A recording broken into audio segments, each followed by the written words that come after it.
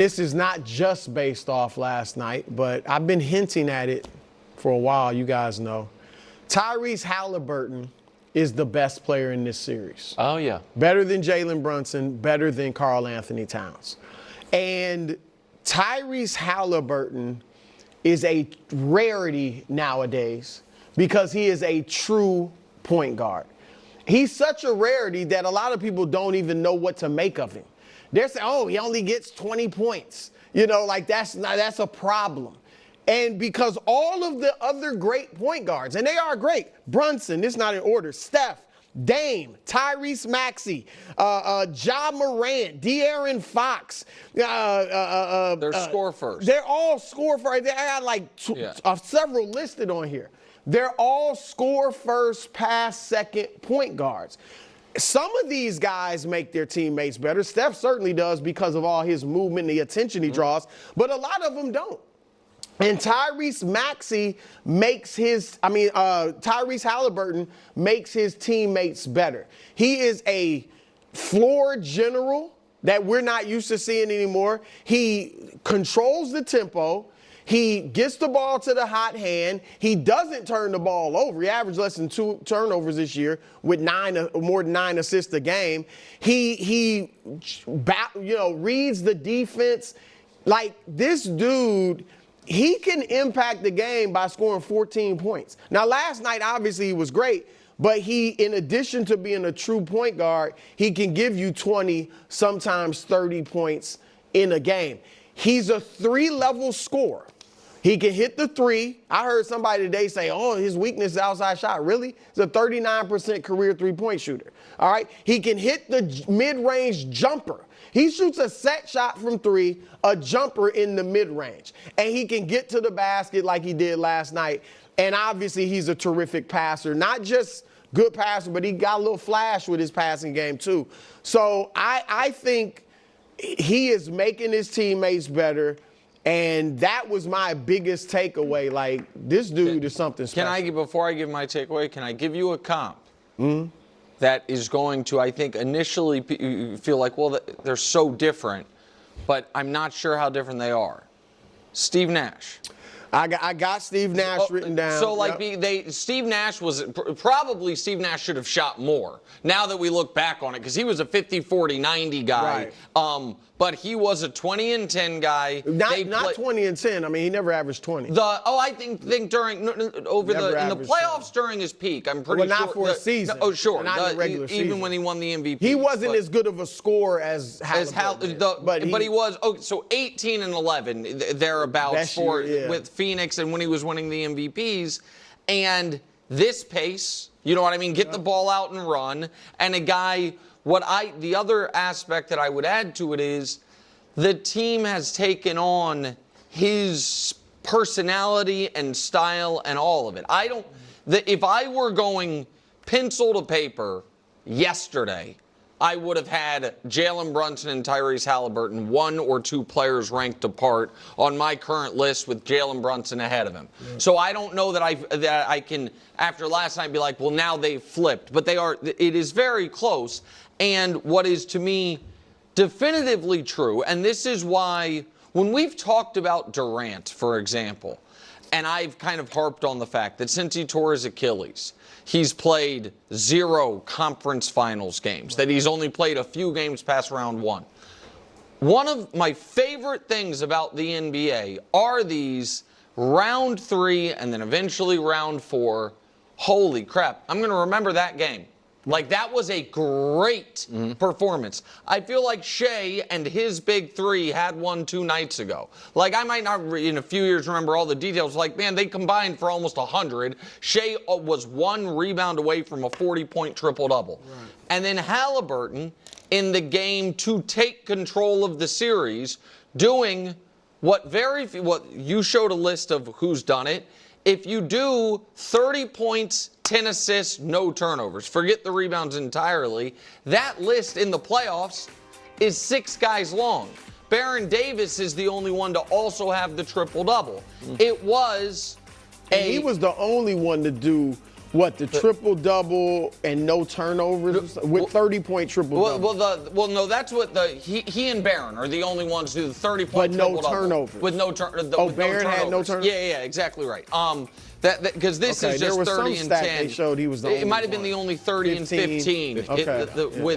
But regardless, this was a all-time conference finals performance in a game that his team controlled. But, man, the way this series has gone, late in the fourth when the Knicks cut it to 6, it felt like, oh, man, are they going to steal one back the way the Pacers had stolen game 1, not in quite as dramatic fashion, and he wouldn't let it happen. And so I think that his ability to play that pace and push that pace always after misses and even after makes is such an edge, because the vast majority of the league simply does not want to play that way, and really none of the really good teams want to play that way. Like some of the bad teams try to play a fast pace. The Pacers are the only great team that tries to play this breakneck pace, and he's to use a cliche, the head of the snake of the whole thing. All right, the numbers for New York, meanwhile. Jalen Brunson had 31. Cat had 24. Chalamet says Knicks in 7. Stiller has Knicks in 6, but Chalamet thinks 7. Here's Brunson and Cat postgame. I wasn't disciplined tonight. Maybe we just gotta be smarter. I gotta be smarter. It's really that black and white. We all gotta be better. We all gotta be better for him, with him. We gotta be better as a team. Down 3-1 in the series all time. You win game 5 40% of the time. You win the series 4% of the time. So not good. Next game is Thursday. Is this series over? I said last week I would never count the Knicks out, this iteration of the Knicks, unless they're down 3-0. That's how much respect I have for their fight, their heart. No. Their fight, their heart, their toughness mentally. Like these, I'm serious. These obviously it's not I got over. major league respect for the Knicks in that regard. That said, Naptown! This baby is over. I think it's going to end in 5. Maybe it'll end in 6. But this one is in the books, all right? And I don't want to hear, Ramsey tried to throw this at me when I was walking in the hall today. I don't want to hear, and I heard it on TV too. Okay. If the Knicks if it didn't have a miracle, a basketball miracle didn't happen in game 1, something we've never seen, Neesmith hitting all these threes, the Knicks, it's 2-2, and the Knicks have home court advantage. That's not good. It's not true. First of all, the series, who knows, things are based on how the games before it was played. But secondly, the Knicks essentially, like you said, not as dramatic. They got a game they shouldn't have won in game 3. So game 3 evened it out. The Pacers were waxing them in game 3, and they let up. I think they let up, and the Knicks won that game that they shouldn't have won. So it evened out. It would have been 2-1. All right, I don't want to hear none of that mess. All right, now, the Knicks also, have a problem in this series. And I think they're getting worn down by the pace. That's why I think Tibbs is playing a lot deeper on his bench.